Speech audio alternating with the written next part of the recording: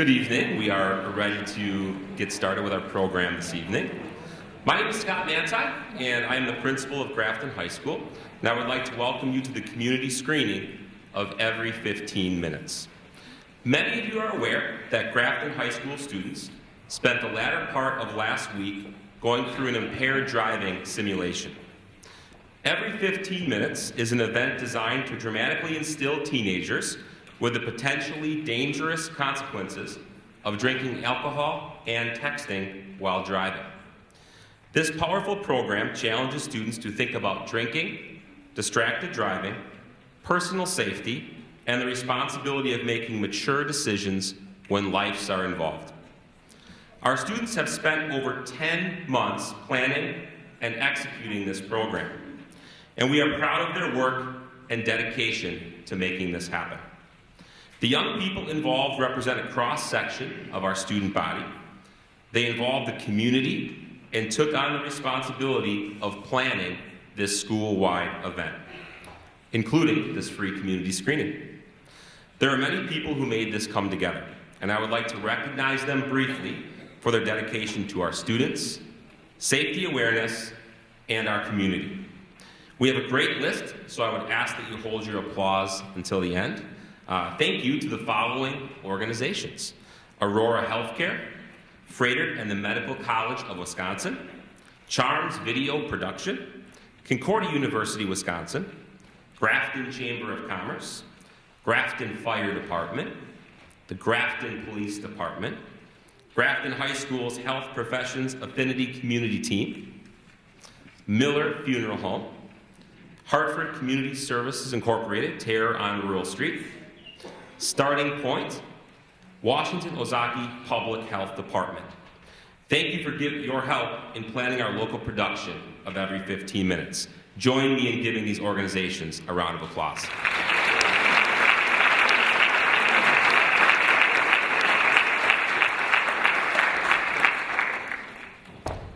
This would also not be made possible without the generous donations of local community and civic organizations, including Aurora Healthcare, Cedarburg Grafton Rotary, Cornerstone Bank, Even Odds Pizza, Grafton Fire Department Association, Grafton Fire Chief Bill Rice and family, Grafton Lions Club, Grafton Police Department, Investment Center of Grafton, Capco K-Nation, the Malkowski family, Matt Shainzer and family, Meyer, Miller Funeral Home, Thomas and Lori Wasmer, Town Place Suites, and Wayne's Driving.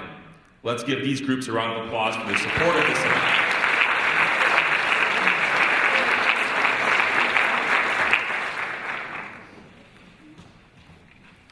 Now, for an overview of our program this evening. You will be seeing the same video that students watched on Friday, followed by a panel discussion made up of students and advocacy representatives. Please keep in mind that this video shows emotional and potentially disturbing images of a simulated car accident and subsequent events involving our students. The effect is meant to mimic real-life experience without the real-life risk. With that, here's our video. Very emotional, very realistic. It felt that way on Friday too, when students saw it for the first time. To put some context around Friday's event, parents of the deceased wrote and read their child's obituary to the student body. The deceased students did not speak to others during this event. They were not allowed to text, make calls, or even sleep at home following the staged accident on Thursday afternoon. They were completely removed from their lives as they know it. At this time, you will hear the reflections shared by our deceased students, Eliza Manzur and Elijah Voss, which were read at our event on Friday.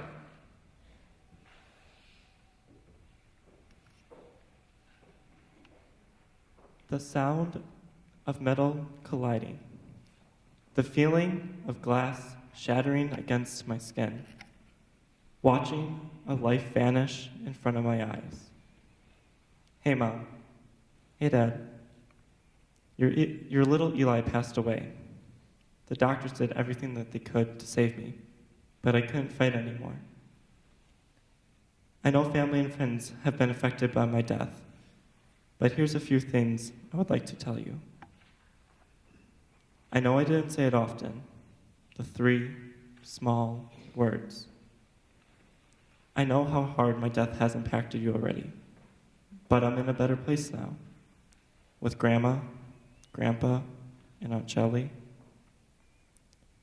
I know that you're sad that your little boy is gone, but I will always be by your side.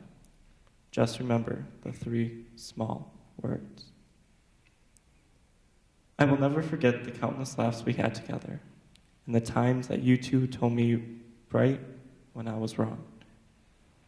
Thank you for teaching me things I didn't know already, and help me grow as a person. I will always remember jamming out to Dancing Queen at weddings.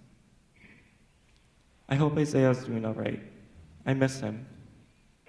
Take care of Zeke for me. Tell them both the 3 small words. Mom, Dad, I love you.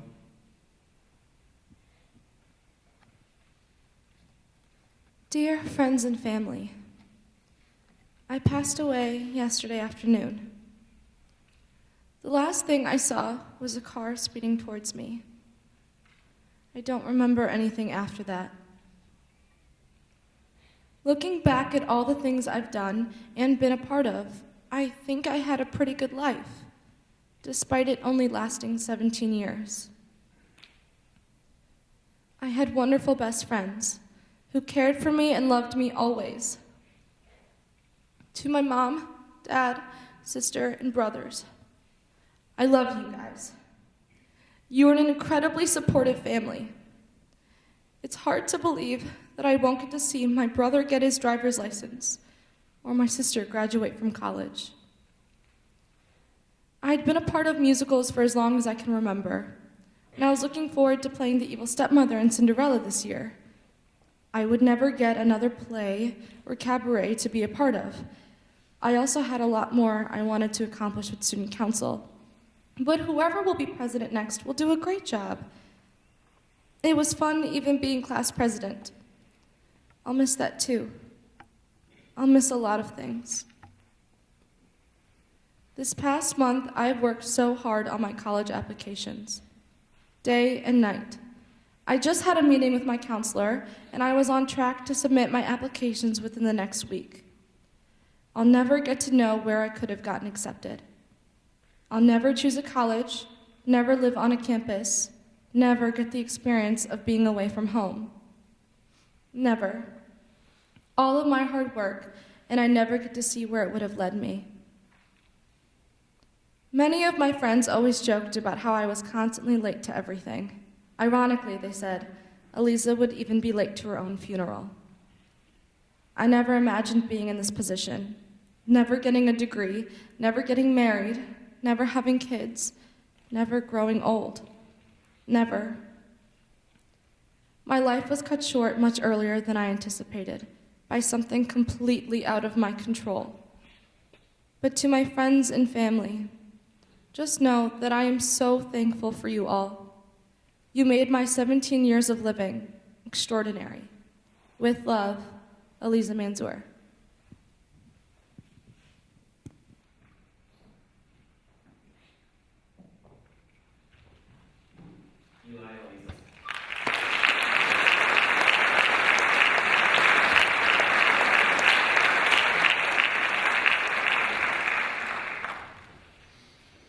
In addition to these reflections, black roses line the stage to represent the 21 members of the Living Dead students that were pulled from classes by the Grim Reaper on Thursday morning every 15 minutes. A stark reminder that a person dies every 15 minutes from a drug or alcohol-related accident. Following the students' removal from class, a chime over the PA system signaled to the student body that another individual had died. A uniformed police officer then entered the classroom to read the student's obituary, written in advance by their parents. And while this video showcases a lifelike experience, we know that our living dead students made it home safe that day, but many young people do not. With us this evening is a group of students who participated in the execution of Every 15 Minutes, who wanted the community to have the opportunity to view their work and hear directly from them. They, after all, are making decisions about personal safety in real time, every day. So, please welcome to the stage our panel members this evening. First, we have Leah McKelvey, representing the leadership of this event.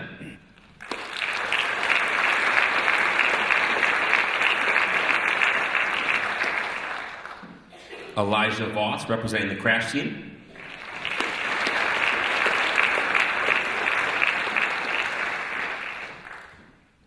Delaney Rindle, representing the Living Dead.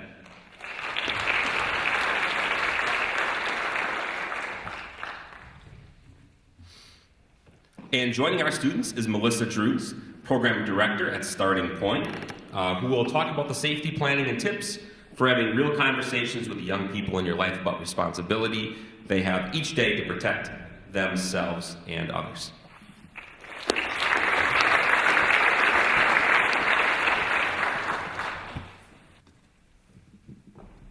Panel members, welcome to the stage. We're happy to have you here with us this evening to ask a number of questions about the Every 15 Minutes event. Before we do that, we're going to start with an introduction. So we'd like each of you to introduce yourself briefly and then talk about your role within this event. Hi, I'm Leah McKelvey.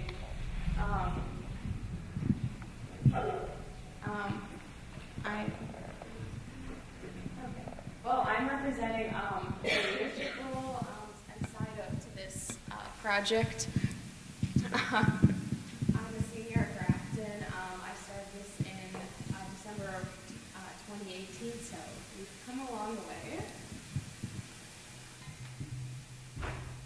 I'm Elijah Voss, and I'm representing the crash scene, and I'm the senior. I'm Delaney Rindle. I am a part of the Assembly Committee, and I'm representing the Living Dead. My name is Melissa Drews. I'm the Program Director of Starting Point in Ozaukee County, and my involvement has been part of the planning and also being part of the panel this evening. Excellent. Well, thank you very much for those introductions. And we're going to start with a couple of questions for each one of them. We're going to start with Leah. And Leah, what was it like to plan such an extensive event? And what were the various parts of the project that you were in charge of? So this, again, as I said, dates back to December of 2018. It's when myself and Kirsten Van Rysen, as co-presidents, we decided to take this huge event on. It was a huge time commitment just because of the 3-day part and 3-day event this really does entail. I actually had to really give up a lot for that. I had to give up a lot of my dance career, pretty much my entire summer, schoolwork, all that. But I guess something I kind of found was I really love being in like a leadership role with this, as I really did have to reach out to so many different businesses and community members and literally everyone just to come together to this one huge event for all of this. So obviously we ran into like so many different types of people. Some were super committed, like everyone on our committee was so passionate about it. Others were super excited to see such young people taking this event on, since it was Grafton High School HPAC club who was really leading this and dealing with all the fire department, police, really everyone involved, as we fundraised well over $10,000 to put on this event. There's so many layers. Living Dead, we had to select all the students, crash all those kids, a lot of meetings throughout the year. And we had planned the hotel events that would happen the 24th, so after the whole Living Dead part and the actual crash event that day, as a debrief for the kids, where different activities would take place, and finally the assembly the next morning, where there would be a bunch of guest speakers and obviously the video shown. Well, Leah, we certainly, thank you for all the work that you've put in, and your leadership skills have really, really shown throughout this entire planning process. So, thank you for that.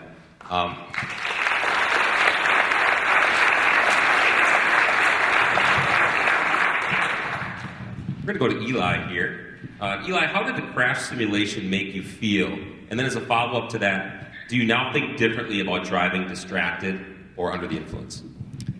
Okay, so, that's loud.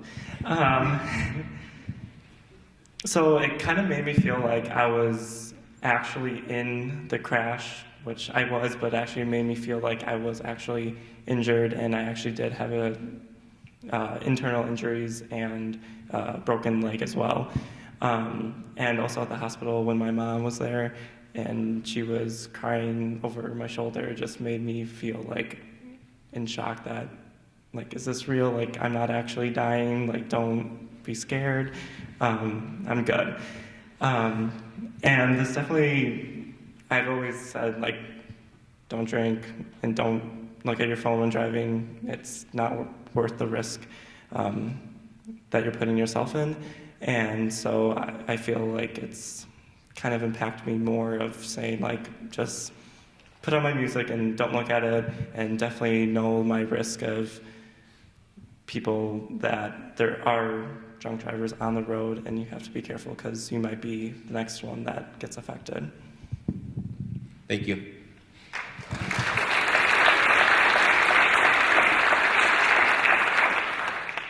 Delaney, question for you.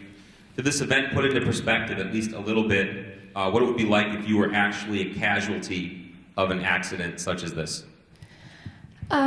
So I was taken out last. As you know, one by one, the Grim Reaper took kids out every 15 minutes to get the makeup on, and most of them returned to class, but because I was taken out last, I didn't get the classroom effect, so my friends didn't get to poke and prod at me and try to make me laugh. But I did have to travel around the school to gather my things and grab things from teachers. So people did stare, and I looked a lot not like myself. So it kind of was a reminder to me that I was like, oh yeah, like I'm actually dead. And then people tried to get my attention by talking to me. I obviously couldn't reply, but I kept having to remind myself that, like, I'm dead, and oh yeah, I really look like this. But it was a lot. It was very unexpected. I thought it would be kind of a breeze, but it wasn't very easy. Thank you.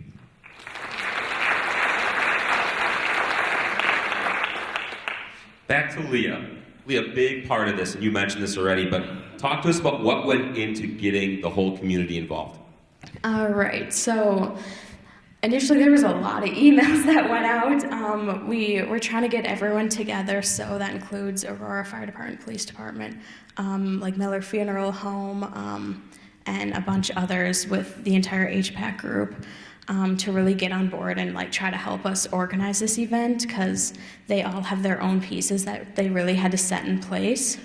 So I guess in those beginning stages, we were all really kind of confused on what to do. Like, we knew the project.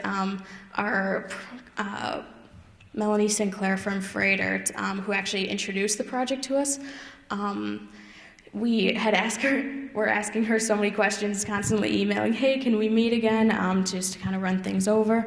And so one day she actually invited us to view Germantowns in April. So Kirsten and I actually missed the entire school day just to view from start to finish that entire day. So watching the Living Dead get pulled out, the crash scene, and we even drove down to the hospital as well. To see it that, so we saw, like, parents coming into their dead kids' hospital room, seeing all that. And with that, that really put together so many missing pieces we had.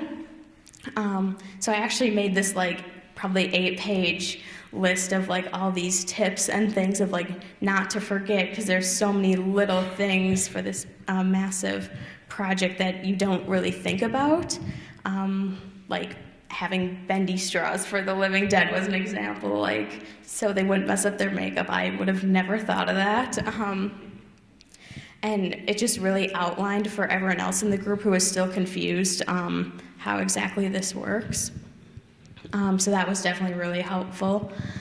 And then after that, it kind of just started flowing. Like I kind of knew when to start applying to all these grants and start approaching all these businesses to get that funding goal, so we could have bleachers, so we could have our video production, our AV system, really everything involved.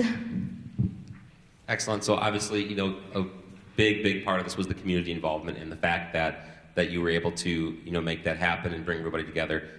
Very impressive. Thank you.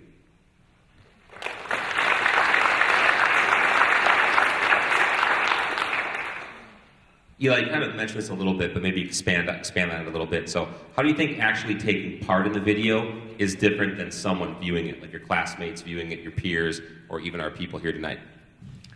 So filming it, because you guys obviously you just see the finished product, like the good clips that we didn't mess up on, which everyone knows, like we messed up a lot. But definitely seeing the behind the scenes kind of is way different because, for example, the funeral scene. So both Eliza and I both knew, hey, like we're supposed to be dead, like we'll just be like off to the side, like we won't be in the shots and stuff, like we'll be good. But when Delaney started like reading the obituary and stuff, Eliza and I just started like breaking down into tears. We were just like this is really happening, like what's going on? It was kind of crazy. But someone else seeing it from your perspective, it's like, wow, this is very impactful. That don't text and drive and under the influence as well. Yeah, obviously the event on Thursday, which is the crash scene, certainly emotional. But then to see this video on Friday with students that you're seeing tonight really filled in all the missing pieces based on the Thursday event. So, you know, for us, the movie really helped us with that. You did a wonderful job as a part of that, so thank you.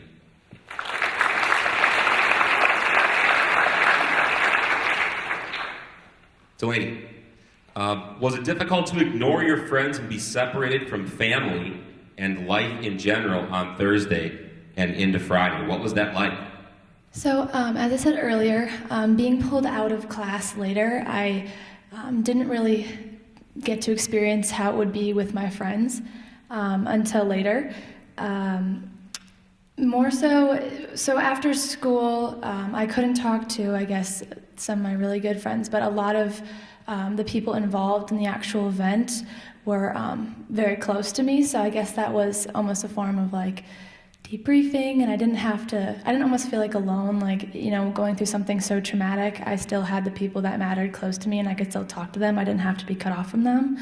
But it was also just like a constant reminder of not being able to respond to people and not being able to talk to people was really hard, because like I want to talk to my mom and my brother and my dad and see how it's going, and I couldn't do that. So I got to see them the next day though, so that's good. Absolutely. Thank you. One more closing question for the students, so each of you will respond to one final question that are a little bit unique here. So, Lee, I think this one is great for you. What was the most unexpected part of the project? Unexpected part. There's a lot, I would say. I think one of the biggest pieces is, I guess when I started this project, I'm not gonna lie, the reason why I did it was like, oh, this sounds really cool, like, this would be so fun to do or whatever, and I mean, since I came here as a freshman, I knew I've always wanted to do some type of community project or some type of big thing like this. I didn't quite expect it to end up as this or being this big.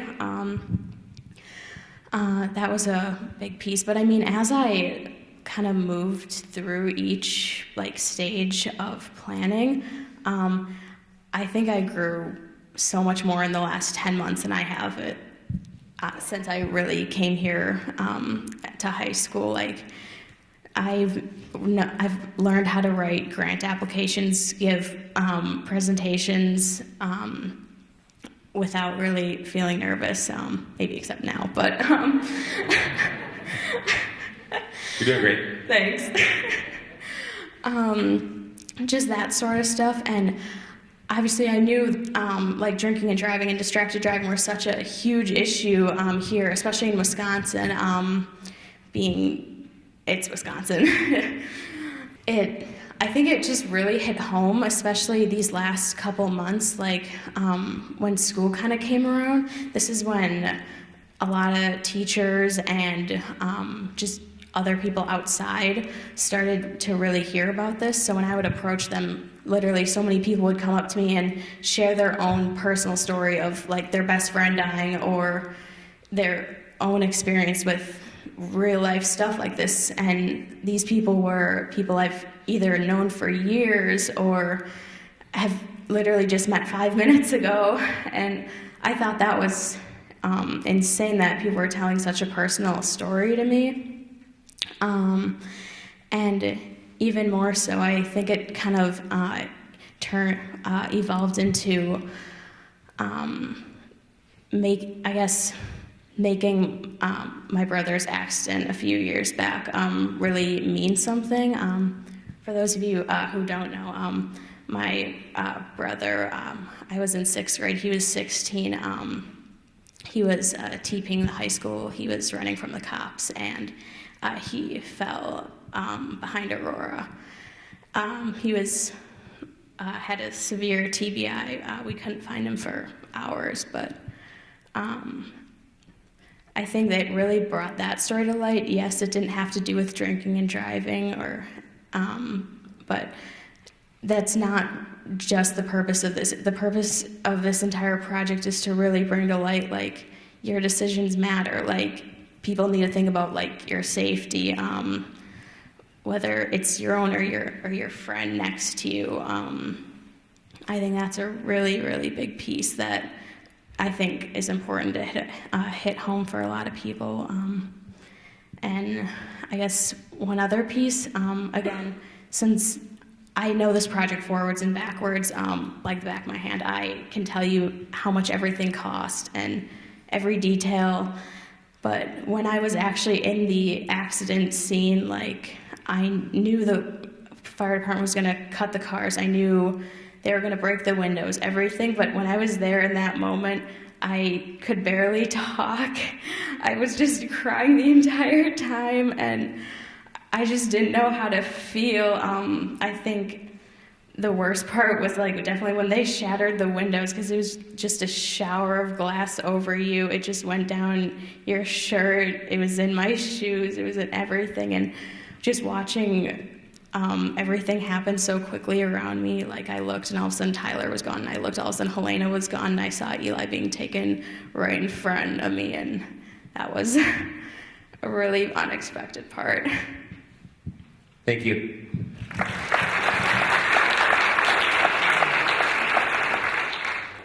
Eli, last one for you. When did you first realize how big of an impact this would leave on our community, and how has it impacted you? So I think when I first realized it had a big impact on everyone in the community was, well, obviously now, hopefully, you guys took something away from it, but definitely after the showing last Friday, and Thursday too, but on Thursday, excuse me, people were definitely just watching everything happen, and they were just in shock and weren't saying anything. They were just quiet, complete silence, and I think they were just taking everything in, and I think that was being like, wow, this can really happen to anyone, anywhere, at like any time as well. And then just know that your actions have consequences, and what you do can affect others. Yeah. Thank you. And Delaney, last one for you. Now that the event is over, how do you hope to see this conversation continue? Well, Grafton had a time where there was a lot of student deaths as a result of distracted driving. And we've been fortunate enough in the last quite a few years that we haven't really had many issues with students. We've been lucky to have a bunch of graduating classes with healthy students. And a lot of people, the cool people, think that this is stupid and a waste of time, and those are the people that are going to ignore the fact that this is a reality for some people, despite the fact that this was simulated here. Because we do have people of Grafton that have experienced something just like this, if not worse, and that is a conversation that I can imagine constantly goes throughout their lifestyles. But for me, I've always known that drinking and driving is bad. I've always known that distracted driving is bad, so I can't say that I was more or less adamant about not drinking and driving. But when you're put in a situation where your best friend dies and you have to give a eulogy on her behalf, although it's not real, it's real in the moment, and I vow to always, no matter what bad decision I choose to make, I'm always going to try to almost make it in the most responsible way that I can, because we're young, we're stupid, we do bad things, but like I was told, I think in this past week, that if you're going to be mature enough to drink, you should be mature enough to figure out a way home and how you're going to handle the situation. And we were shown last week how an immature decision created a huge impact on our peers. So, yeah. Well said. Thank you.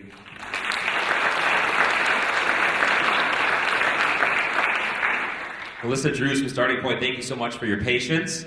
We're going to transition to a couple of questions for Melissa at Starting Point. And we're going to start with, how can parents approach the topic of substance abuse and safety planning around driving with their teen? Well, first I want to say it's an honor to be here tonight to share this information for you that I have. This has been a very emotional viewing. And as I was sitting there watching the film, it was the first time I had seen it, so I was thinking, what are some takeaways that I can provide you tonight to come away from this and make this last? So to start off with, I feel that many parents know the basics. They know to communicate with their teens. They know to ask where their teen is going, who they're going with, ask them to text, and also set a curfew. So those are the basics. Some other things that you can do is just, for starters, be very clear on what you expect from your teen. If you expect them not to drink, be very clear with that and set that rule. If you're at all unclear or permissible or seem permissible, your teen could use that to justify drinking in a certain situation. It also helps to create a safety plan together far in advance to actually sit down and have the conversation about how to handle different scenarios. So that way your teen knows that you're willing to talk about those things, and also let your teen know what you're able to do for them. Because I think every parent here would rather get the phone call from their teen at any time, or even from a friend of your teens, that you would rather go out and go pick one of them up or a group of them up and make sure they get home safely than not do that. So with that, it also helps to know the parents that your teen is friends with. It also helps to have conversations with them to talk about, what could we do if we know that they are going somewhere, to make sure that safety is accounted for, in case also one parent or set of parents aren't going to be around that weekend or evening too. Also too, an important thing is that part of safety planning is if your teen is out and one of their friends has had something to drink or seems impaired, encourage your teen to really speak up and say that, we should not get in the car, you cannot drive, we need to find a different option. I feel that encouraging that assertiveness can really make the impact, and practicing that's important.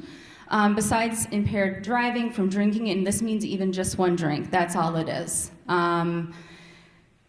Besides that, I would also encourage your teen that if they see their friend driving erratically or texting, encourage them to speak up and say something and to let them know that they're concerned.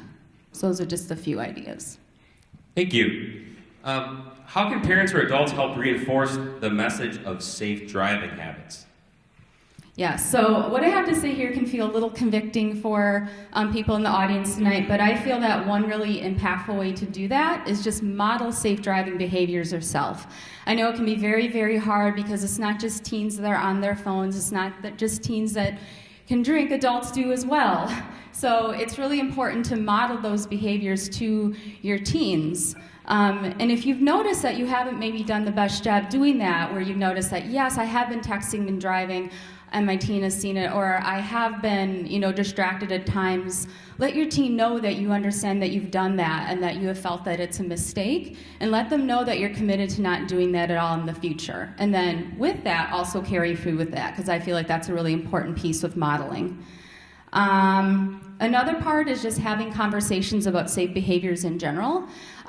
Good times to do it are when you're both calm.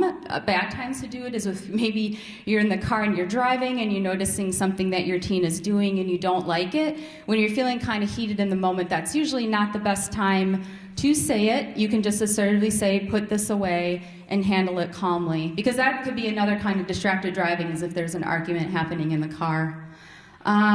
You can also mention stories about what you've read in the media.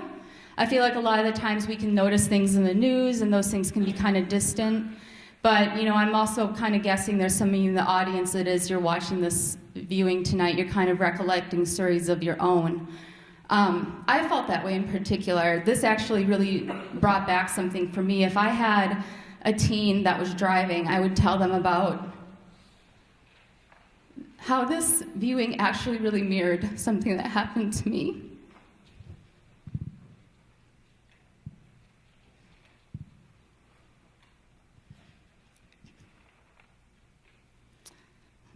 And I wasn't expecting it when I saw this tonight. But due to drinking and driving, I had 2 friends pass away, one immediately, one in the hospital sometime later. So I think those things are important not to forget, because there's so much to learn from them. Thanks for sharing that personal information.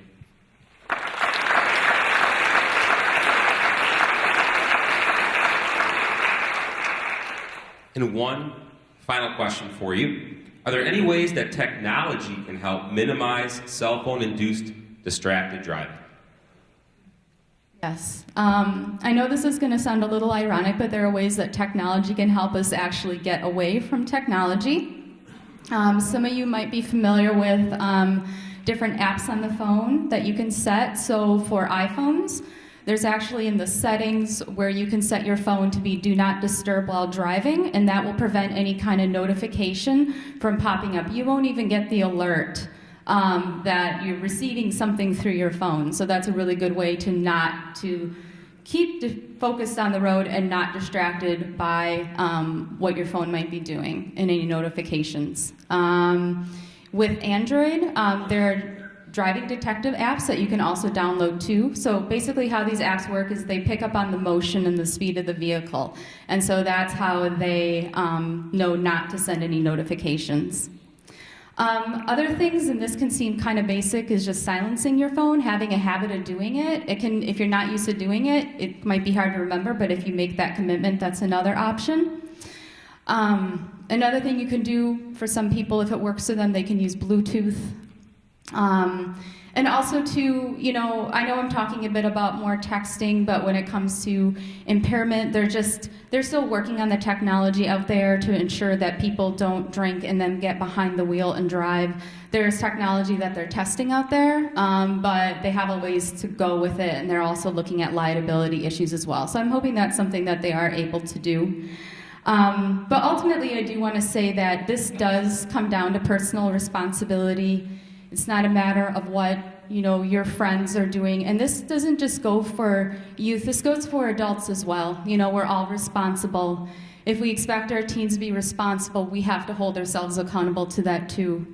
So I'm also, I think about that myself. This is all really important and powerful message, I feel like, for everybody tonight. I also think too, it kind of helps to imagine, what would it be like? We get so busy in our day-to-day lives that we don't think about what one tiny little thing can lead to such a major consequence. And so I feel like, that has been an impact to me, and it's amazing what I think you guys have done to put this on. So, yeah. So, basically, yeah, that's all I have to say.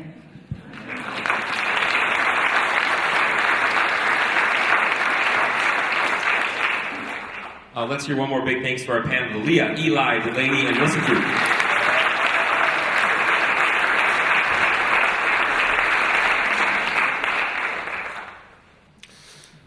It's a sincere hope of our students that you take something away from tonight.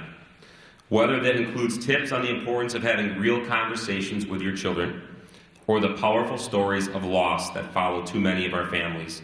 This is a very real topic with very real consequences. No person, young or old, is immune unless you take a stand to make tough and often contrary decisions to your peers. And that message isn't only for young people. Adults face those same decisions too. As we go into the holiday season, please remember this is about all of the families out on the roads, all folks who want to get home safe to their loved ones. I'd like to thank our panelists for being with us tonight to talk about their experiences. Leah, Delaney, Eli, we appreciate your candor and willingness to be a voice for our generation. Melissa, you've spent a lot of time in this space working with young people, and we thank you for sharing what you have learned. I'd also like to thank the team that made tonight's event possible. To Leah for your leadership, students for your involvement, and the AV team for making sure that things ran smoothly tonight. Thank you. We also had planning support from Aurora Healthcare, Starting Point, and Washington Ozaki Public Health Department. We appreciate your dedication to moving our communities forward. And to all of you who came out tonight, I know that each day you must make decisions about how to spend your time. We are honored that tonight you chose to spend it with us.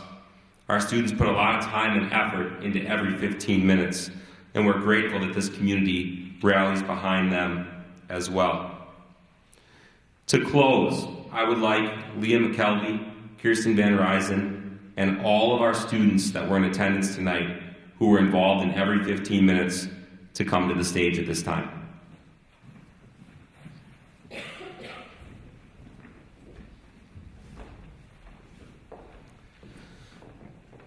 As your principal, I want to share how proud I am of each and every one of you. Thanks for bringing every 15 minutes to the community of Grafton. Big round of applause, please.